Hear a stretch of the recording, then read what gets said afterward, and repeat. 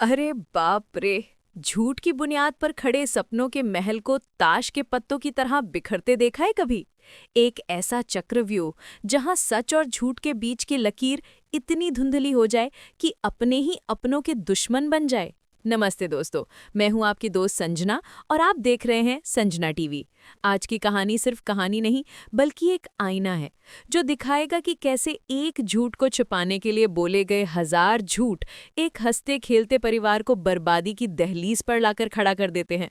आज हम पर्दाफाश करेंगे उस 30 लाख के रहस्य का जिसने देशमुख परिवार की चूलें हिला दी हैं। एक माँ का विश्वास टूटेगा, एक भाई का घिनौना चेहरा सामने आएगा और एक बेगुनाह लड़की अपने सम्मान की लड़ाई लड़ने के लिए वापस आएगी। तो पॉपकॉर्न का टब लेकर बैठ जाइए, क्योंकि ड्रामा, इमोशन और सस्पेंस का ये कॉकटेल आपको अपनी जगह से हिलने नहीं देगा। तो चलिए सीधे चलते हैं देशमुख परिवार के लिविंग रूम में, जहां माहौल किसी जंग के मैदान से कम नहीं है। घर का छोटा बेटा सचिन, जिसकी रगों में खून नहीं बल्कि सच्चाई का लावा दौड़ रहा है, अपने ही बड़े भाई तेजस पर इल्जामों की बौछार कर रहा है। उसकी आवाज में दर्द भी है और गुस्सा भी। वो अपनी माँ रेणुका के सामने चीख रहा है, माँ, कब तक तुम अपने लाडले के गुनाहों पर पर्दा डालोगी? बाबा के 27 लाख रुपए कहीं बाहर नहीं गए, वो इसी घर में है और उसे चुराने वाला कोई और नहीं, तुम्हारा लाडला बेटा तेजस है। सचिन का हर शब्द एक तीर की तरह रेणुका के सीने में धंस रहा था। वो कांप रही थी, लेकिन अपने बेटे के खिलाफ एक शब्द सुनने को तैयार नहीं थी। एक माँ जिसने अपने बच्चों को अपनी पलकों पर बिठाकर पाला हो, वो कैसे मान ले कि उसका एक बेटा चोर और दूसरा झूठा है? रेणुका की आंखों में आंसू थे, लेकिन उसकी जुबान पर गुस्सा। वो सचिन पर पलटवार करती है, बस कर सचिन, बहुत हो गया। एक शब्द और नहीं सुनूंगी मैं अपने तेजस के खिलाफ। क्या हो गया है तुझे? अपने ही भाई पर इतना घिनौना इल्जाम लगाते हुए तुझे शर्म नहीं आती? मैं जानती हूँ तू उससे जलता है, उसकी तरक्की तुझसे देखी नहीं जाती, इसीलिए तू कीचड़ उछाल रहा है उस पर। घर के बाकी सदस्य आकाश, रिया और तेजस की पत्नी रोशनी सब पत्थर की मूरत बने खड़े थे। उन्हें समझ नहीं आ रहा था कि वो किसका साथ दे। एक तरफ भाई था तो दूसरी तरफ माँ और दूसरा भाई। रोशनी की हालत तो सबसे ज्यादा खराब थी। उसका चेहरा सफेद पड़ चुका था और वो बार बार घबराकर अपने पति तेजस की तरफ देख रही थी, मानो कह रही हो, अब क्या होगा। और तभी, जैसे किसी फिल्मी सीन में होता है, दरवाजे की घंटी जोर से बजती है। ट्रिंग ट्रिंग। इस तनाव भरे माहौल में ये घंटी की आवाज किसी धमाके से कम नहीं थी। सबका ध्यान दरवाजे की तरफ गया। इस वक्त कौन आ सकता है? क्या कोई नया तूफान आने वाला है? दरवाजा खुलता है और सामने एक ऐसी हस्ती खड़ी थी जिसे देखकर तेजस और रोशनी की सांसें अटक गईं। उनके चेहरे का रंग ऐसे उड़ा जैसे किसी ने उनकी जिंदगी की सारी खुशियां एक पल में छीन ली हो। दरवाजे पर खड़ी थी ईशा। जी हाँ, वही ईशा, तेजस की एक्स गर्लफ्रेंड। वो चेहरा जो तेजस अपनी यादों से भी मिटा देना चाहता था, आज सच बनकर उसके सामने खड़ा था। ईशा के चेहरे पर एक अजीब सी शांति थी, एक ठहराव था जो बता रहा था कि वो यहाँ कोई तमाशा करने नहीं, बल्कि तमाशे का अंत करने आई है। वो धीरे धीरे अंदर आती है। उसकी नजरों में एक आत्मविश्वास था। वो कहती है, मुझे किसी ने यहाँ बुलाया नहीं है, लेकिन कभी कभी बिन बुलाए आना पड़ता है, खासकर तब जब बात किसी के सम्मान की हो और सच को सामने लाना हो। रेणुका, जो पहले से ही गुस्से में थी, उसे देखकर और भड़क जाती है। कौन हो तुम लड़की, और हमारे घर में इस तरह घुसने की तुम्हारी हिम्मत कैसे हुई? ईशा बिना किसी झिझक के रेणुका की आंखों में आंखें डालकर कहती है, मैं ईशा हूँ, तेजस की एक्स गर्लफ्रेंड। ये शब्द नहीं, बम थे जो पूरे घर में एक साथ फटे। तेजस का सिर शर्म से और झुक गया। वो कुछ बोलना चाहता था, लेकिन उसकी जुबान लड़खड़ा रही थी। रेणुका का गुस्सा अब 7वें आसमान पर था। वो सीधा ईशा पर टूट पड़ती है। अच्छा, तो तू ही है वो लड़की जिसने मेरे बेटे को फंसाया था, जिसकी वजह से मेरा बेटा महीनों परेशान रहा था। तू नहीं उससे 27 लाख रुपए ऐंठे थे और फिर गायब हो गई थी। आज किस मुंह से वापस आई है तू? हमारे घर की बर्बादी का कारण तू ही है। ईशा शांति से रेणुका की सारी बातें सुनती है। जब रेणुका का गुस्सा थोड़ा शांत होता है तो ईशा बहुत धीरे से कहती है, आंटी, आप जो सोच रही हैं, सच उससे बिल्कुल अलग है। कहानी वो नहीं है जो आपको सुनाई गई है। और फिर दोस्तों, वो करती है वो खुलासा जिसका किसी को अंदाजा तक नहीं था। हाँ, मैंने तेजस से पैसे लिए थे, लेकिन मैंने वो सारे पैसे उसे लौटा दिए थे। पूरा परिवार एक दूसरे का मुंह देखने लगता है। तेजस बौखलाकर चिल्लाता है, झूठ, ये सरासर झूठ बोल रही है। लेकिन ईशा रुकी नहीं। उसने अपनी आवाज थोड़ी और बुलंद की और कहा, और मैंने 27 लाख नहीं बल्कि पूरे 30 लाख रुपए उसके अकाउंट में ट्रांसफर किए थे। धमाका! ये सुनकर तो जैसे सबके कानों ने काम करना बंद कर दिया हो। 30 लाख? ये 3 लाख ज्यादा कहाँ से आए? तेजस का चेहरा देखने लायक था। वो हकलाने लगा। ये क्या बकवास कर रही है? रेणुका अब दुविधा में थी। वो ईशा की तरफ देखती है और कहती है, अगर तुम सच बोल रही हो तो सबूत दिखाओ। बिना सबूत के मैं तुम्हारी किसी बात पर यकीन नहीं करूंगी। और यही तो ईशा चाहती थी।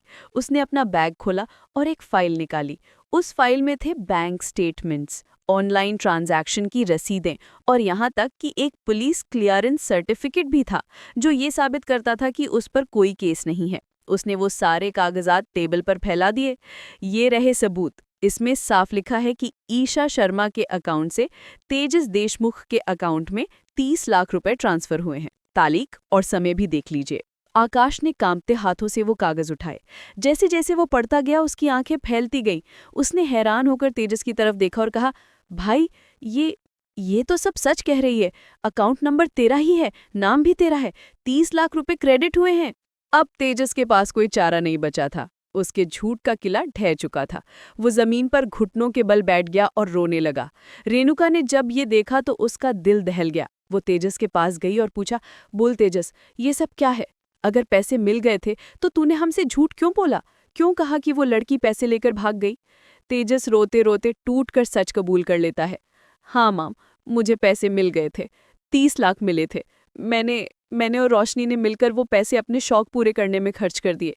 वो आगे कहता है, मैंने ही सबसे झूठ बोला कि वो पैसे रोशनी के पापा ने दुबई से भेजे हैं ताकि किसी को शक ना हो। ये सुनते ही रेणुका के हाथ कांपने लगते हैं।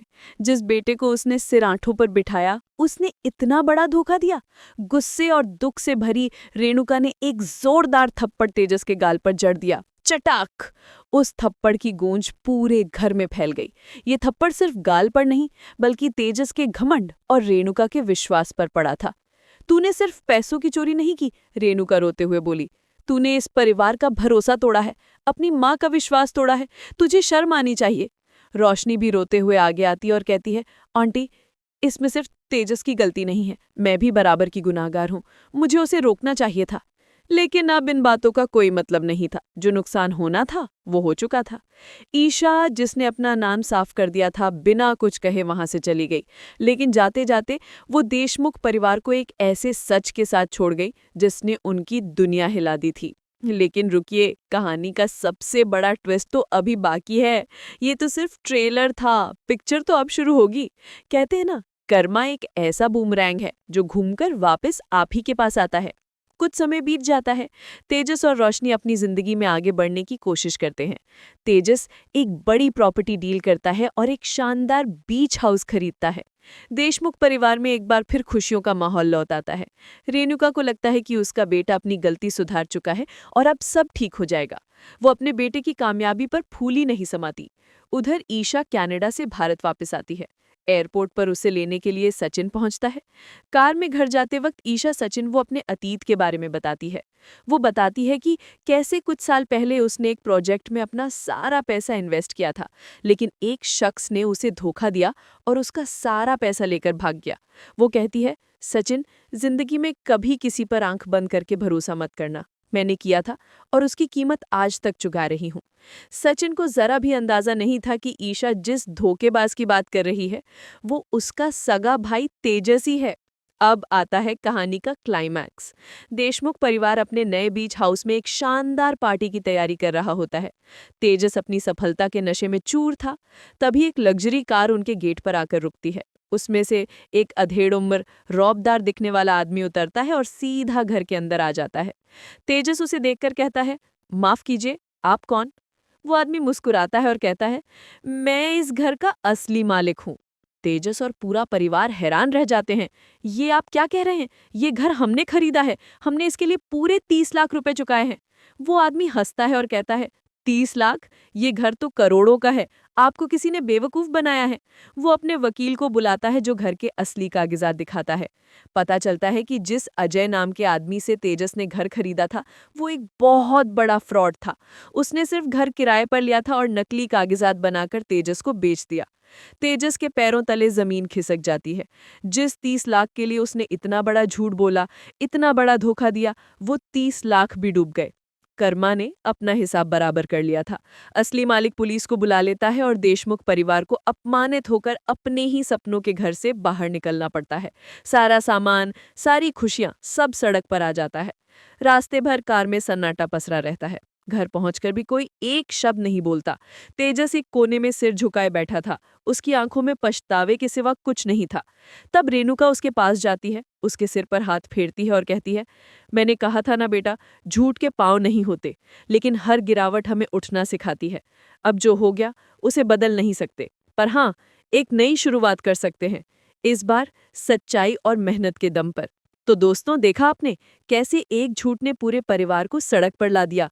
तेजस की एक गलती ने ना सिर्फ उसका बल्कि पूरे परिवार का भविष्य दांव पर लगा दिया। अब सवाल ये है कि क्या तेजस इस सदमे से उभर पाएगा? क्या वो अपनी गलतियों से सबक सीख कर एक ईमानदार इंसान बन पाएगा? और सबसे बड़ा सवाल, क्या ईशा और सचिन की कहानी अब एक नया मोड़ लेगी? क्या सचिन को कभी पता चलेगा कि ईशा को धोखा देने वाला उसका अपना भाई ही था? आपको क्या लगता है, क्या तेजस को माफ कर देना चाहिए या उसे उसके कर्मों की और सजा मिलनी चाहिए? अपनी राय नीचे कमेंट सेक्शन में जरूर बताइएगा। मुझे आपके हर एक कमेंट का इंतजार रहेगा।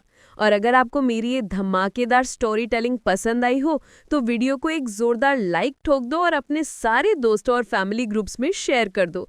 और हाँ, अगर आप संजना टीवी पर नए हैं तो जल्दी से सब्सक्राइब का बटन दबाकर घंटी बजा दीजिए ताकि कोई भी मसालेदार अपडेट आपसे मिस ना हो। मैं आपकी संजना मिलूंगी आपसे अगली वीडियो में एक और जबरदस्त कहानी के साथ। तब तक अपना और अपनों का ख्याल रखिए। Bye bye.